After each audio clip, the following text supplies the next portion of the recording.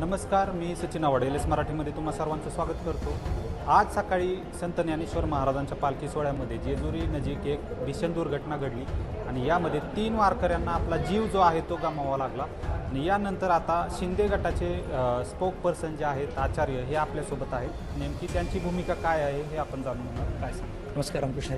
खरं तर वारीच्या वाटेवरती मला वाटतं की या वर्षीच्या सगळ्या या प्रवासातली ही पहिली दुर्घटना आहे आणि आजचा दिवस मला वाटतं खूप काळा दिवस आहे, कारण की आमच्या 3 महिला भगिनी, आमच्या 3 वारकरी महिला भगिनी याचे मृत्यूही पडल्यात।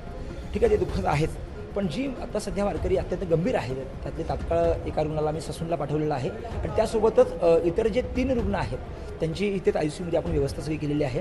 डॉक्टरांना स्वतः आदरणीय शिंदे साहेबांचे निर्देश आहेत की प्रशासन आपल्या सगळ्या रुग्णांच्या सोबतीला आहे। डॉक्टरांना या हॉस्पिटलला जे काही लागले ते देण्याकरता आम्ही कटिबद्ध आहोत, पण आउट ऑफ वे जाऊन या व्यतिरिक्त सुद्धा जर काही लागलं, कुठल्या योजनेत बसत नाही आहे, अमकं होत नाही आहे, काय ज्या काही अडचणी असतील, मला तसं काही नसतीलच, पण जर अशा काही अडचणी आल्या तरी राज्याचे मुख्यमंत्री आदरणीय एकनाथ शिंदे साहेब या वारकऱ्यांच्या पाठीशी उभे आहेत। तुम्हाला जे काही लागेल ते देण्याकरता ते कटिबद्ध आहेत। त्या व्यतिरिक्त ज्या काही मृत्युमुखी ज्या महिला पडलेल्या आहेत, मला वाटतं की आदरणीय शिंदे साहेब पहिल्यांदा मुख्यमंत्री असताना आपण ती योजना आणली होती, विठ्ठल रुक्मिणी विमा योजना। की वारीमध्ये जे काही अपघातग्रस्त मृत्युमुखी वारकरी असतील त्यांच्या कुटुंबांना आपण 5 लाख रुपये मदत देतोय। मला वाटतं त्याच अनुषंगाने आज आदरणीय मुख्यमंत्र्यांनी तो निर्णय जाहीर केला आहे। म्हणजे मृत्युमुखी पडलेले बांधव आहेत त्यांना आपण ती मदत देखील तात्काळ सुपूर्द करू।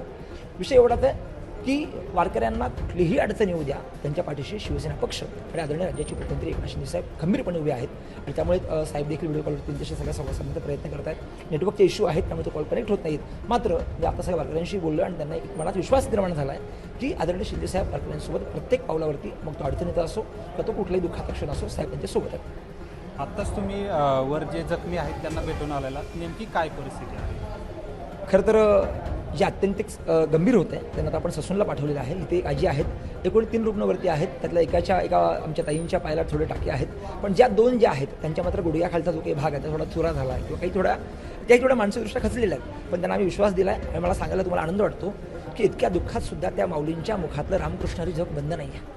त्यामुळे वारकऱ्यांचा विश्वास हा पांडुरंगावरचा आहे आणि मला वाटतं की वारकऱ्यांची सेवा म्हणजे पांडुरंगाची सेवा आहे। त्यामुळे आम्ही सगळे या कुटुंबाच्या सोबत आहोत। त्या कुटुंबियांनी सांगितलं आहे अगदी साध्या गोळी असेल किंवा औषध असेल त्याचा सुद्धा तुम्हाला खर्च करायचा नाही आहे, कारण तुम्ही वारकरी आहात, तुमची सेवा म्हणजे पांडुरंगाची सेवा आहे। त्यामुळे आता जरी सध्या थोडेसे ते खचलेले असतील, मला खात्री आहे की आगामी काही दिवसात थोडी प्रकृती सुधारणा होईल आणि ते पुन्हा आषाढीपर्यंत आपल्यासोबत किंवा सुखरूप घरपोच असतील।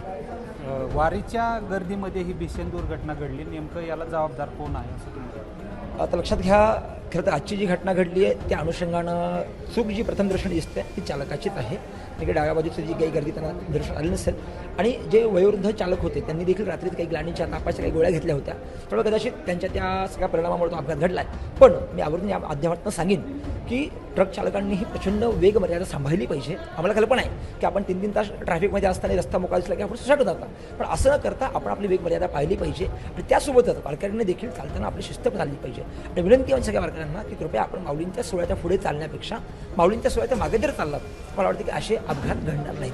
व्यवस्थेच्या काही अडचणी असतील तर आपण त्या आमच्यापर्यंत पोहोचवाव्यात, आपण निश्चित त्याची मार्ग काढू, मात्र गर्दीनं समोर चालणं आणि चालताना कुठली शिस्त न पाळणं हे मात्र चुकीचं आहे। त्यामुळे वाहन चालकाची चूक आहे, त्याच्यावरती गुन्हा पण दाखल केला आहे, मात्र तितकीच वारकऱ्यांनी देखील काळजी घेणं गरजेचं आहे, कारण की आपली सुरक्षा ही आपल्या हातामध्ये आहे।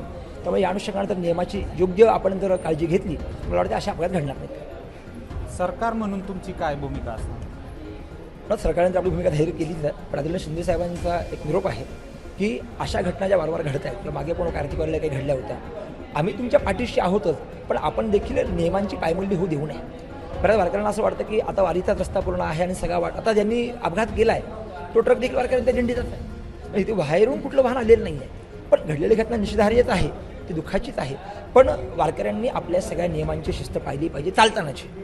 जे आपण जितकं, माझी तर विनंती शासनाकडून पण माझी विनंती आहे की आपण पुढे जो काही मोकळा समाज चालला आहे की नाही, तर समाजामध्ये बऱ्याचशा अडचणी निर्माण होत आहेत। तर या बाबतीत त्यांनी जर आपल्या समस्या वेळेवर शासनाकडे मांडल्या त्याच्यावरती पर्याय निघेल आणि मला वाटतं की आगामी काळामध्ये पुढच्या चालणाऱ्या दिंड्या आहेत त्यांची एक रितसर मागच्या पद्धतीने व्यवस्था केली पाहिजे। त्या शिस्तबद्ध चालल्या तर अशा कुठल्याही घटना घडणार नाही। त्यामुळे पुन्हा एकदा वारकऱ्यांना माझी हात जोडून विनंती आहे की बाबांनो, नियमांचं पालन करा, आपल्याला जो विहित मार्ग पोलीस प्रशासनाने दिला किंवा शासनाने दिला त्या मार्गाचा वापर करा।